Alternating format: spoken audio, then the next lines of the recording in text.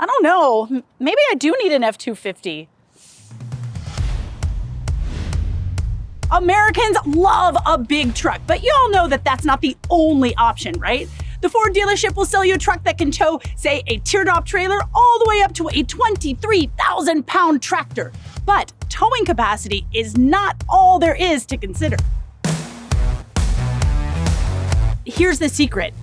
You probably don't need as much truck as you think. And frankly, we think that the midsize Ranger is perfect for most folks. Let me show you what we mean. We're Edmunds, and we test hundreds of cars each year on the road and at our private track, so you get the most trusted reviews.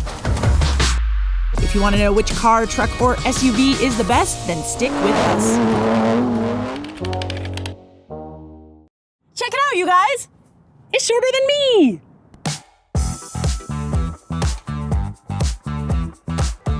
Now, the Maverick is the smallest and most affordable truck that you can buy in the United States, but don't underestimate this thing. For right around $30,000 or $37,000 when it's well equipped with all-wheel drive and the hybrid powertrain, you get a whole lot of truck. In fact, we bought this one for the Edmunds year-long road test fleet. But first, let's get the cons out of the way. Now, the Maverick is based off of the Escape crossover platform, so you're not gonna get that same like trucky driving experience that you might be expecting, and some folks really like that. Plus, the back seat can be a little bit small. You're not gonna find any more room than what you would find in like a RAV4, say. Plus, some drivers really like that high seating position of a bigger truck, and even if you get the lifted off-road specific like Maverick Tremor, you're just not gonna get that here. So for a lot less money, you can get quite a lot of truck capability out of this thing. I mean, you can seat 5 if you need to. It can go up the fire road to the campsite, no problem. It's got plenty of power. It's got all-wheel drive. There's even Apple CarPlay on that big old screen. Like, I have no complaints. Plus, if you get the tow package, you're gonna have no problems tugging like a couple of jet skis, an aluminum boat, maybe even a teardrop trailer. Easy peasy. But the real advantage here is the Maverick's fuel economy. Now, yes, we've got another hybrid that we're looking at today, and we'll get to that a little bit later. But the truth is, no truck can touch the Maverick's fuel efficiency. But if you want to buy a used Maverick, remember that Ford did not introduce an all-wheel drive hybrid combination until 2025. And this thing's size means that it's easier to drive and live with every day than any of those bigger trucks. And if you're looking for easy, check out the link in the description. We've got all kinds of tools over at Edmunds.com to help you find the right vehicle at the best price. Now, the Maverick might be really small, but that doesn't mean that it is not very mighty. So that bag of topsoil right there, you can fit 35 of those in here, or 20 boxes of that heavy ceramic tile. I mean, yeah, you might have to like stack everything and ratchet that stuff down, but the point is it will do it. Now, the bed here is about 6 inches shorter than the rest of the lineup. So that means that you're probably gonna run out of actual space in the bed before you're gonna run out of weight capacity. Now, here's what I wanted to show you. So you've got your F-250, you're going out to the beach or something, so you got your big old giant cooler. And I'm gonna live with my legs, and now I gotta get it up here. Oh my God, okay.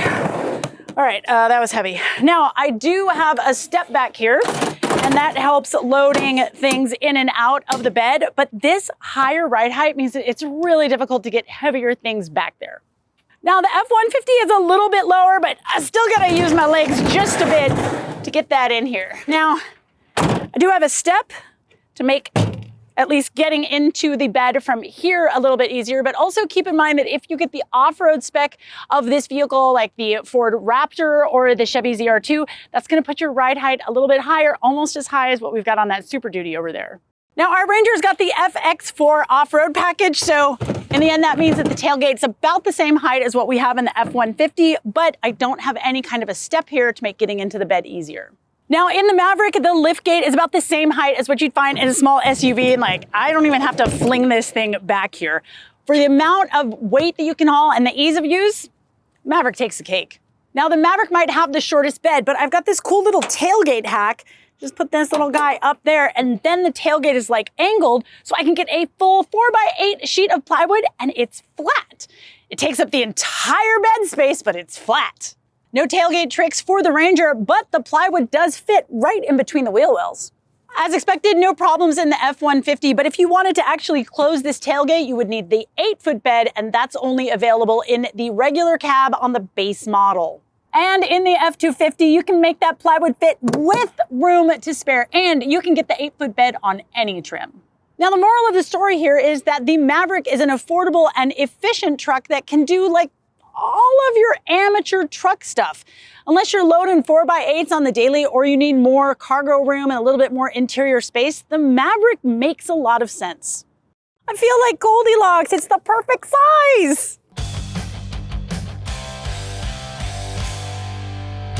Now, in the compact truck world, you only have your choice between the Ford and the Hyundai, but here in mid-size town, you have a lot more options. You can get a Toyota Tacoma, a Chevy Colorado, the GMC Canyon, the Nissan Frontier, and of course, this Ford Ranger here that we've had for about a year. And if you want to know how we liked all of these vehicles, we've got full ratings and reviews over on Edmunds.com, so click on those links below. Now for 35 grand, you can get a stripped out base model, but we recommend the XLT. That's going to give you a lot of good options and 4-wheel drive. Now keep in mind, in the Ranger, you can only get this size cab and bed, but in the Tacoma and the Frontier, you can get a larger bed. However, all the other trucks, you're going to have to go up a truck size if you want to get more room in the back.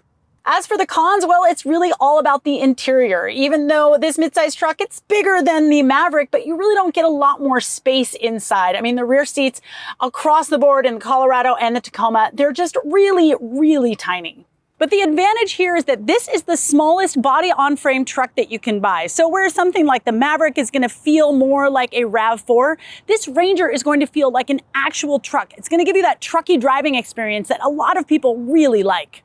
Plus, the midsize level is where we start getting into those off-road variants, right? I'm talking about the Chevy Colorado ZR2, Toyota Tacoma TRD Pro, and of course, the Ranger Raptor. These vehicles are super capable, even on the most gnarly of trails, like Jeep and Bronco capabilities. And sorry, not sorry, they look super cool too. Plus, you get a ton of capability without too many of the downsides that you would get from driving a huge truck, right? The rear suspension back here can handle a full face cord of dense firewood or 45 sheets of plywood. Plus, these midsize offerings can tow almost double as what you can in the Maverick. I'm talking about a larger fiberglass fishing boat, maybe a midsize RV, or a fully loaded utility trailer. So if you're gonna buy a truck like this and drive it every day, you're gonna have to be able to see out of it. And trust me, anything bigger than the Ranger, it's gonna be difficult. All right, so we've got our little test dog, Sandy, up there. She's our test dog dummy. And I'm just gonna drive until I can't see Sandy anymore and see how close or far away we get. There, top of her head just disappeared. Now, in the Maverick, I should be able to see Sandy for longer, which is better for visibility, right? So let's see, 1, 2, 3, there, her head disappears. Now, in the F-150, I expect Sandy to disappear pretty darn quick because I'm real high and this hood is real long. And there's her head. Now, you would think being high up would give you the best visibility, but it's all about the length of the hood. So Sandy is going away right now. I feel like I'm very far back from Sandy. There could be 16 Sandys in front of this truck and I would never know it. The moral of the story here is pretty clear. The larger the truck, the worse your forward visibility is. A long hood can be a big road blocker even if you're up high, so y'all better get used to using those forward cameras. Now we're talking.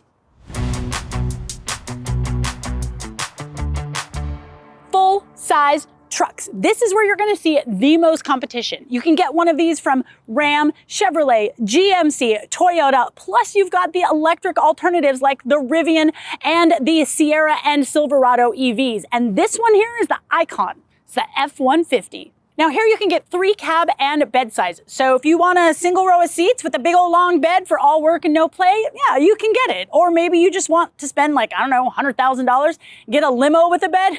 Ford will sell that to you as well. Now, a stripped out version of this vehicle is going to be right around $40,000, but the mid-trim XLT, you're looking at closer to 55 grand. But this one is the Lariat with the hybrid powertrain, and y'all, it is $83,000. And that's really the problem with vehicles of this size, is even a modest build can get so prohibitively expensive for normal everyday people. Plus, their size, it can be really problematic trying to drive this thing in the city or just living with it day to day.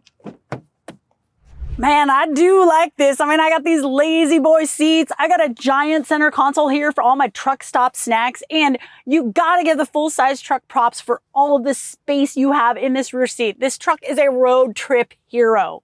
And the F-150 is way more comfortable over bumps than the Ranger or the Maverick. And you can get a lot of engine options. Like, you can get a V8. So if you're willing to pay for it, you can get proper performance. And you get the feeling that you can do anything in this truck. So you want to haul a long trailer with 2 horses in it? Yeah, you can do that. It can tow almost any RV. You can put a pallet of bricks in the bed, or you can put like 60 bags of that mulchy topsoil back there. No problem. All right, so you want to talk about everyday livability? I'm in the F-250 and I'm about to pull into a parking garage. And I'm taking a real wide turn. And I'm hoping I do not hit any of these ticket machines. It's so big. I actually have to take off my seatbelt so that I can get this stupid ticket.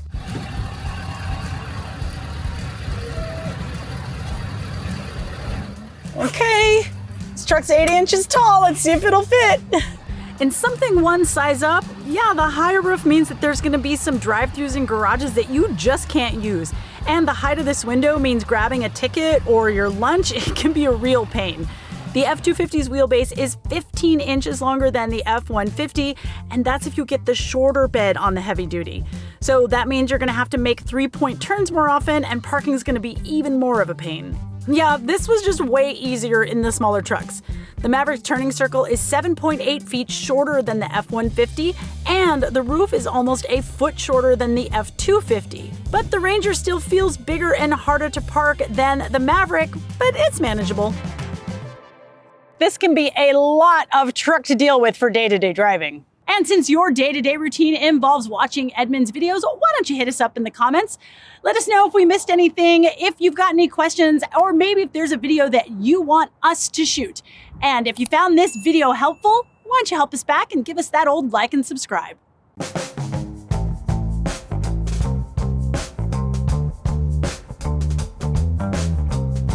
All right, this is it. This is the big kahuna. This is the F-250, an actual heavy-duty pickup truck that goes against the likes of the Ram, Sierra, and Silverado 2500. Now, if you need to have the utmost in capability and you can live with the shortcomings and the price, this is the one to get. And the price is as big as the truck. I mean, sure, you can get a stripped out single cab for about $50,000, but the XLT, that's gonna be right around 60 grand. And if you wanna add the diesel, you're looking at $70,000 or $75,000. But this one right here is a platinum with the diesel and the off-road Tremor package, and it's $108,000. I know. But the good news is that you can get that diesel here in the heavy duty, right? The problem is it's really expensive. The Duramax, the Power Stroke, the Cummins, all of those are going to add a lot of money to the bottom line, but you will get a massive amount of torque and not awful fuel economy, but you can get over 1,000 pounds of torque if that's what you want. But man, you can do anything in this vehicle. A slide-in camper, yeah, that's cool. Pallet of concrete, you can do that too. You can even tow a massive fifth-wheel residential RV, and it's not going to be a problem. If it can be towed or hauled, this thing can tow it or haul it. Now, we've already been over some of the usability cons, but there is one more consideration if you're going to be in a vehicle like this, and that's that the ride is a lot stiffer than the other trucks. That, my friends, is a consequence of the suspension being able to carry all of that weight.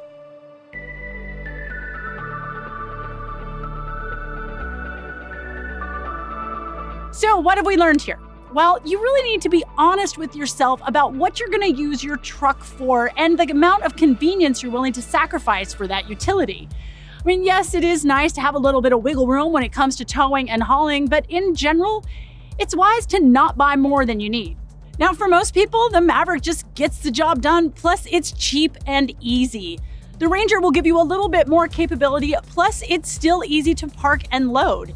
The F-150, you guys, that is a favorite for a reason. It does 95% of all truck stuff, and it butts up just against what's feasible for most folks. As for the F-250, I mean, what can I say? If you need that kind of towing and hauling, you need that kind of towing and hauling. Now, for me and what I need to do with the truck, well, my trailer and race car weigh about 5,000 pounds. I've got to haul a couple of tires, some gas cans, tools, spare parts. So really, the Ranger is the perfect truck for me, but make mine the Ranger Raptor. Thanks so much for joining us today. If you want any more information on these trucks, you can do it over on Edmunds.com.